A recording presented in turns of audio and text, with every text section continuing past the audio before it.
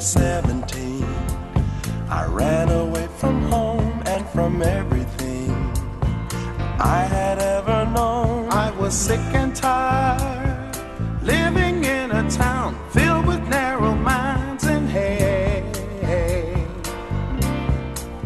They used to laugh at me, their children called me names. I would run and hide, feeling so ashamed. Just for being born, I was just a boy, punished for a crime that was not.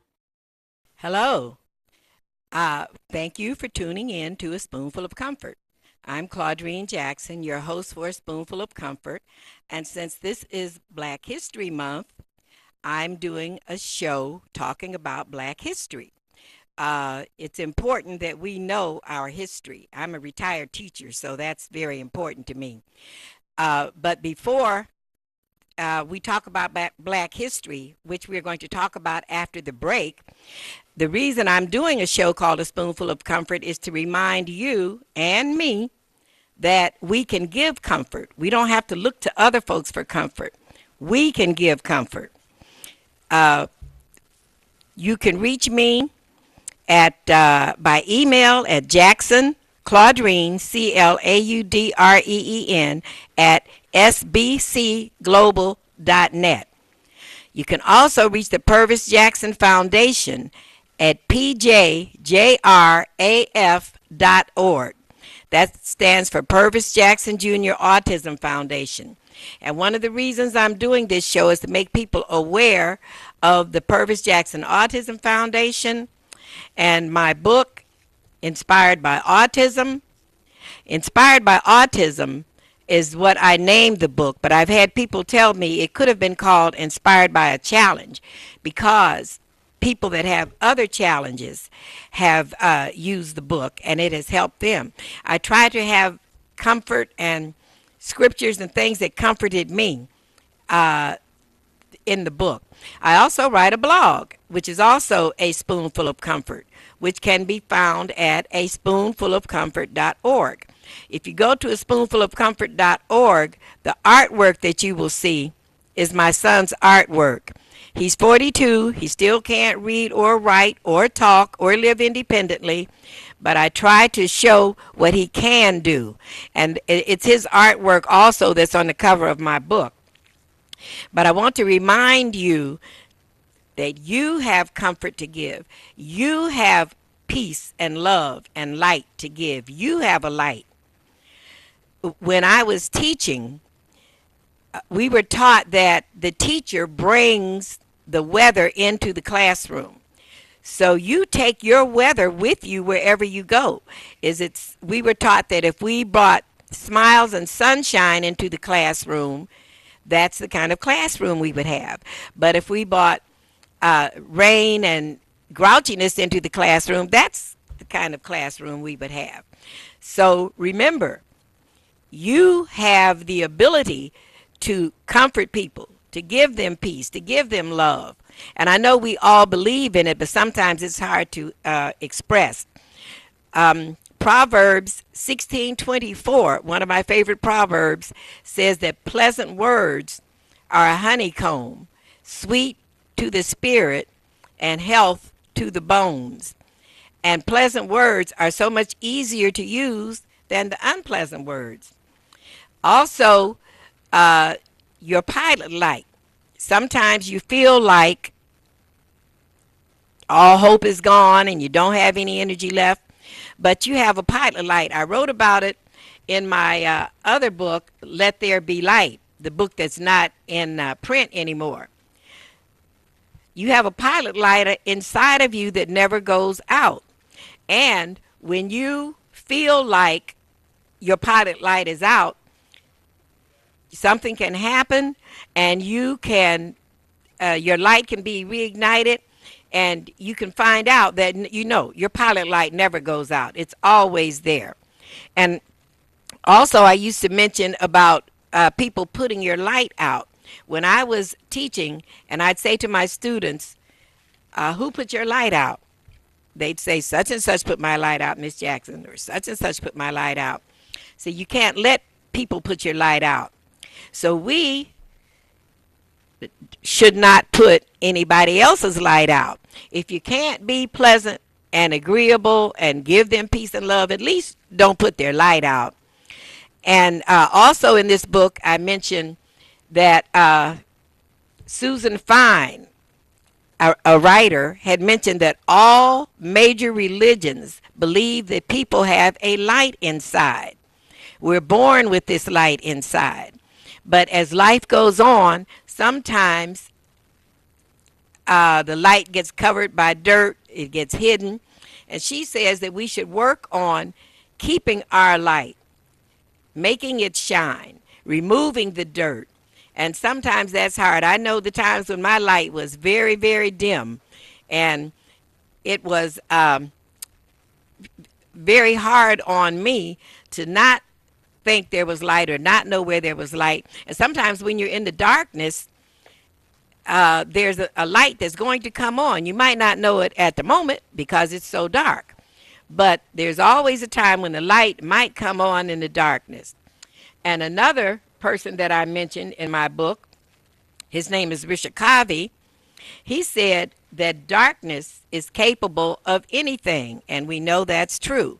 And that though the terrors of the night be all around me, still I will celebrate the light and glorify the dawn.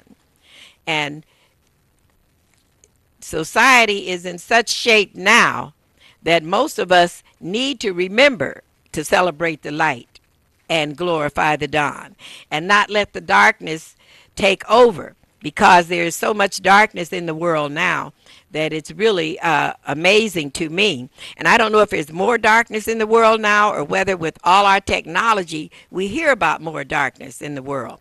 So our comfort for today is Isaiah 43:19. I talked about it last week, but I didn't finish it. Behold, I do a new thing.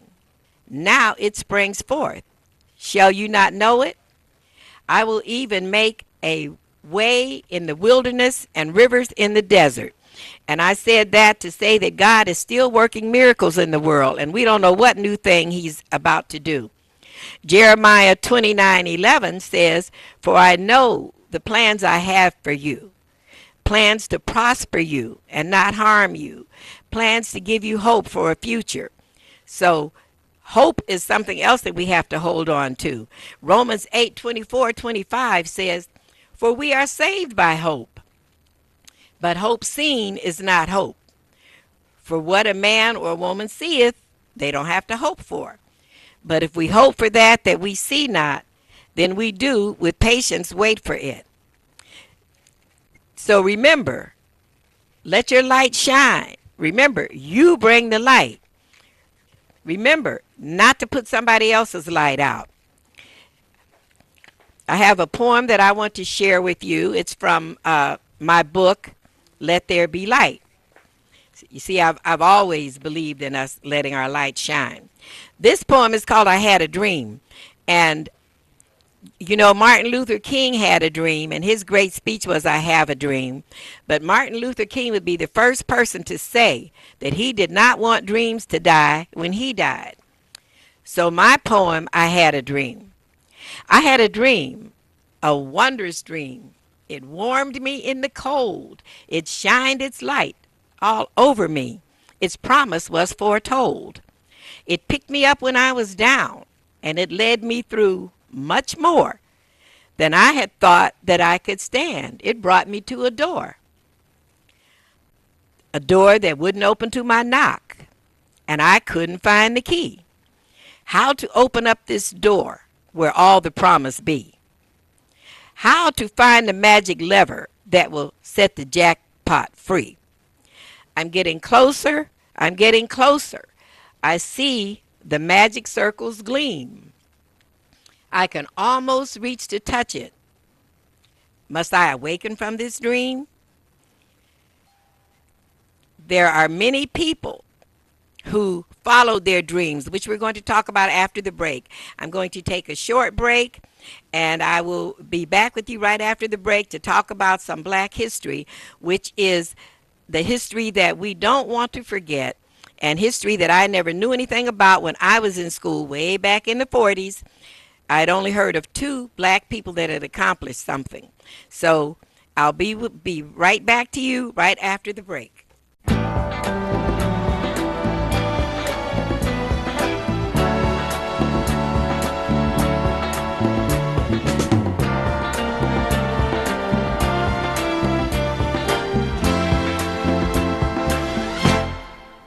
When I was 17, I ran away from home and from everything I had ever known. I was sick and tired, living in a town filled with narrow minds and hate. They used to laugh at me, their children called me names, I would run and hide. Thank you for staying with me for a spoonful of comfort. I appreciate the privilege of your time. I appreciate you tuning in, and I would like some feedback. I haven't gotten any feedback from people calling in. So remember, you can call in and give me feedback, or you can give me feedback on through my email.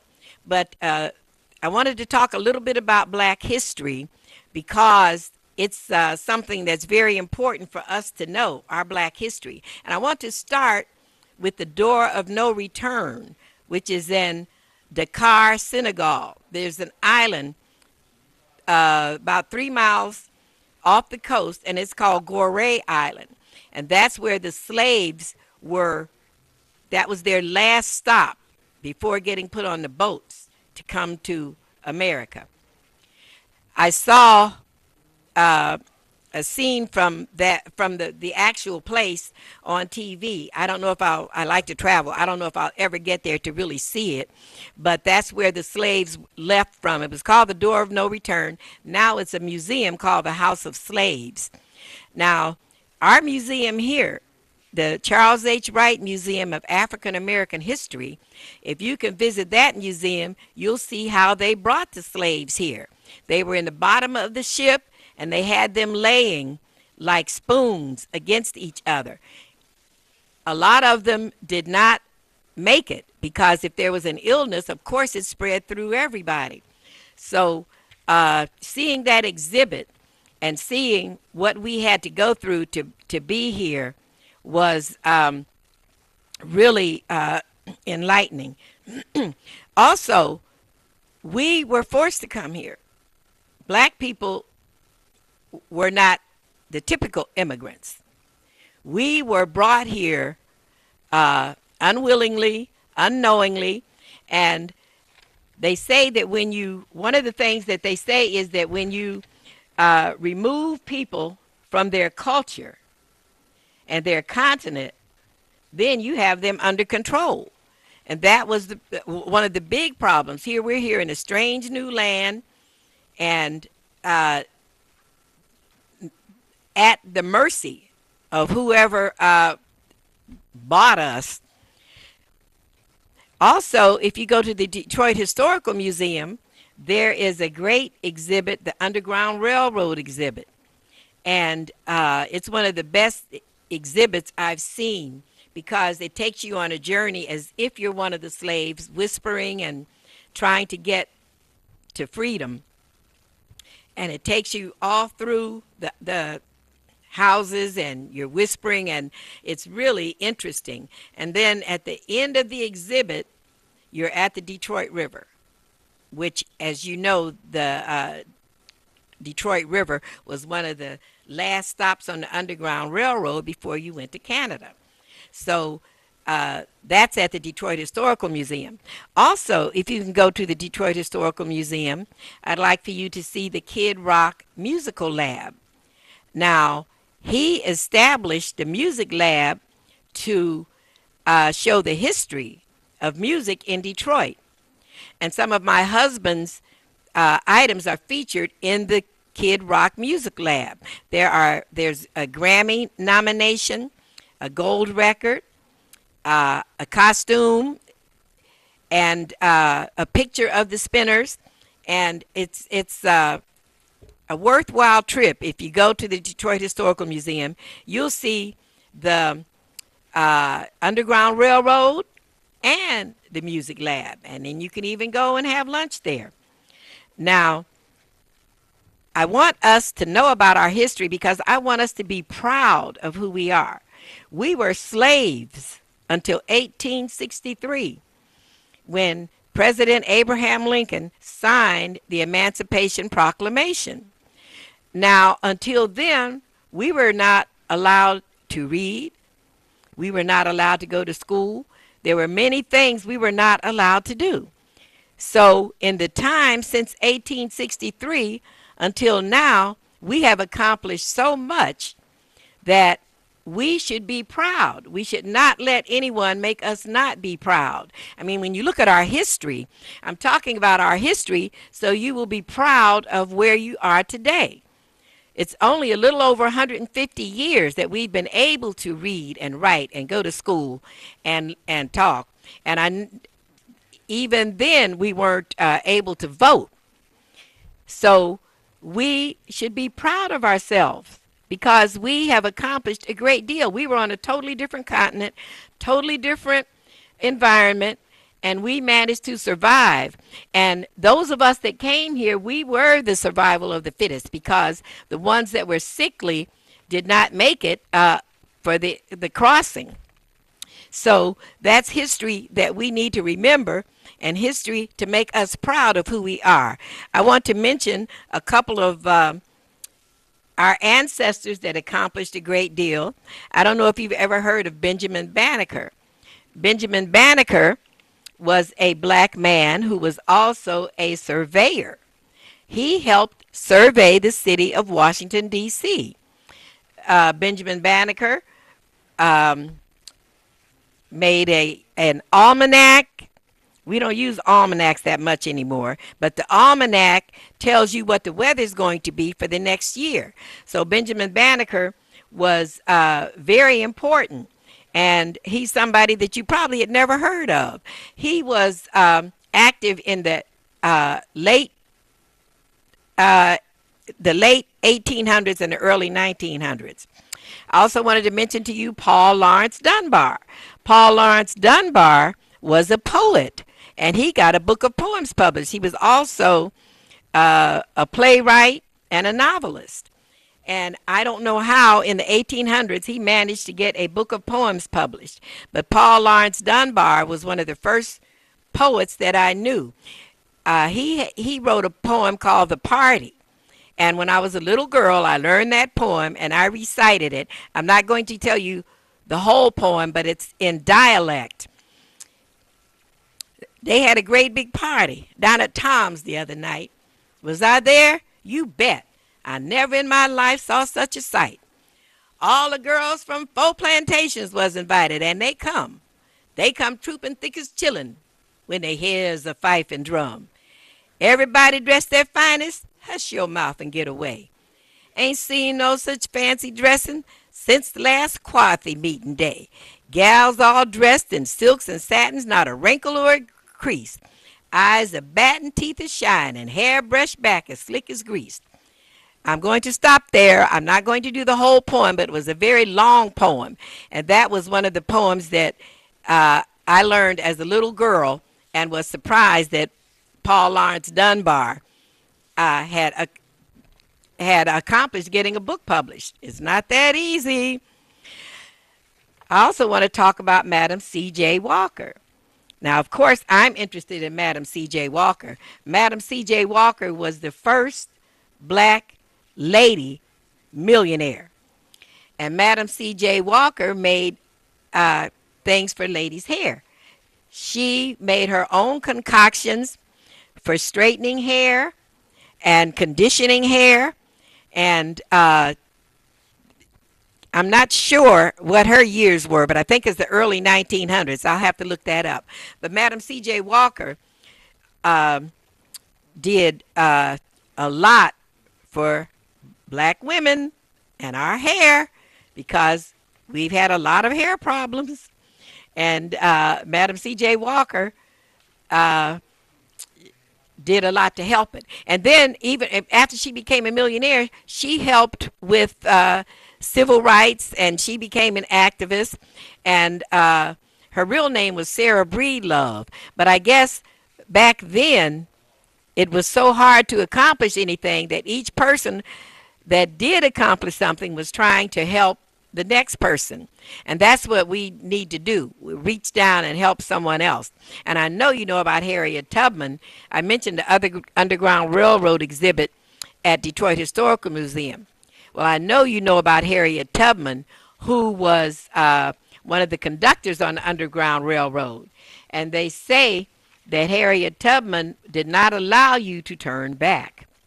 That if you decided you wanted to turn back, she did not allow you to turn back, and that she carried a gun just for those purposes. Because if you turned back, you could endanger the ones that were going on.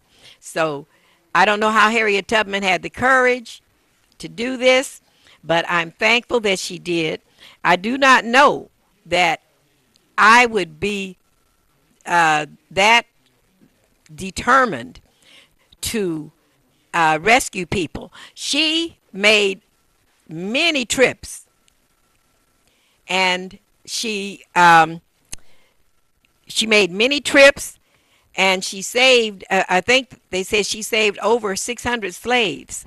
So that was very good. And when you think about all that we have accomplished, and yet we were considered as 3/5 of a person, and we were owned by someone, and we belonged to them. We were their chattel. Once you think about that, you can be proud of who you are now. Dr. Charles Drew was another important figure in black history. Dr. Charles Drew discovered blood plasma, and blood plasma has saved a lot of lives, but it did not save his life because he was not admitted to a hospital because he was black, and the blood plasma that he invented that saved so many other lives was not able to save his life.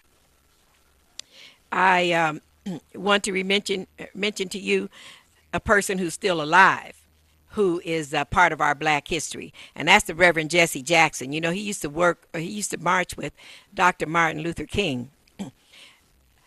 Jesse Jackson was very active back in the 60s with Dr. King, and he did a lot of speaking, and I went to one of his speeches. It was right here in Highland Park, at Highland Park Community College, and Jesse Jackson gave a great address. And one of the things that he said that really impressed me was that the way you treat people can make them feel like the behind, you know, what you sit on. You can make them feel like the behind, although that's not the word he used, but I won't use the word he used on TV. But you can feel like the behind or the backbone, depending on how people treat you. So you can treat people in such a way that they feel like the backbone, or you can treat them in such a way that they feel like the behind, which is still keeping with my theme of us giving comfort, of us giving peace and love. Another black history ancestor that you may not have heard of, her name was Claudette Cotton. Now, Claudette came along before Rosa Parks. Claudette was the first black person who did not give up her seat on the bus. Claudette was 15 years old, and she was on the bus, and a white lady got on. There were other seats, but they wanted Claudette to move to a different seat because if she stayed in that row where the white lady was, that would mean that she was equal. Well, she refused to move. So she was dragged off the bus and arrested, 15 years old now. And so when the civil rights when they really got active with civil rights and they were deciding what they were going to do, Claudette was the first one that had not given up her seat on the bus. Okay, then there was Rosa Parks. So they decided that they would go with Rosa Parks more than with Claudette, because Rosa Parks was older and she had worked in the civil rights movement. Claudette was a teenager, and they didn't think they could get as much traction with Claudette as they did with Rosa Parks. But she was the first person, the first black lady to get arrested for not giving up her seat on the bus. I hope that you too will be interested in black history during Black History Month, and I hope that you too will remember to be proud, because we have accomplished so much in 150 years. I want you to remember the crabs in the barrel story. I mentioned the crabs in the barrel story before, but when crabs are in a barrel, when one crab starts climbing out, the other crabs pull them back. So it's hard for a crab to get out of the barrel, and it's hard in life for people that are trying to rise up and accomplish something. Mediocrity, there is a gravitational pull of mediocrity, and mediocrity will keep pulling you back, and you have to have a lot of strength and energy, just like the crabs in the barrel. The crab that gets out, it's because he or she, I don't know how crabs are described, but it's because they went against the pull of the people that were trying to pull them back. So remember that too. When you see someone accomplishing something, you can help them, or you can not harm them. So it's almost time for me to sign off. I want you to remember positive energy. How would it be if we could see positive energy? The energy that is the key to set us free and keep us young and well and strong and help us bloom our whole life long. Would it be bright like a light to help us make it through the night? Would it sparkle and shine like silver and gold? Would it reveal a lie we've been told? Would it make sunshine in our soul and keep us warm and help us grow? Now, I know you may be tired of me speaking of this energy, but wouldn't it be nice to see?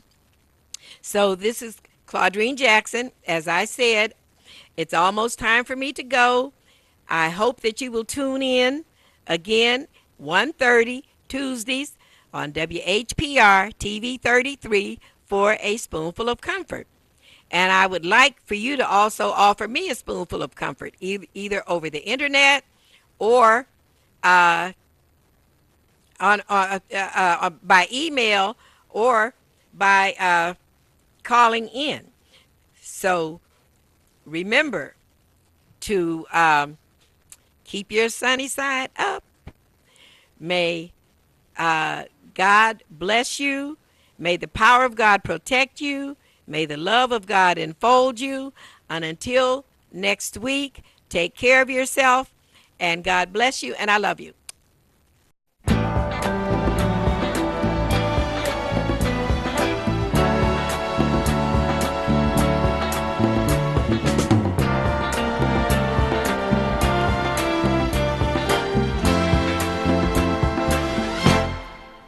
When I was 17, I ran away from home and from everything I had ever known. I was sick and tired, living in a town filled with narrow minds and hate.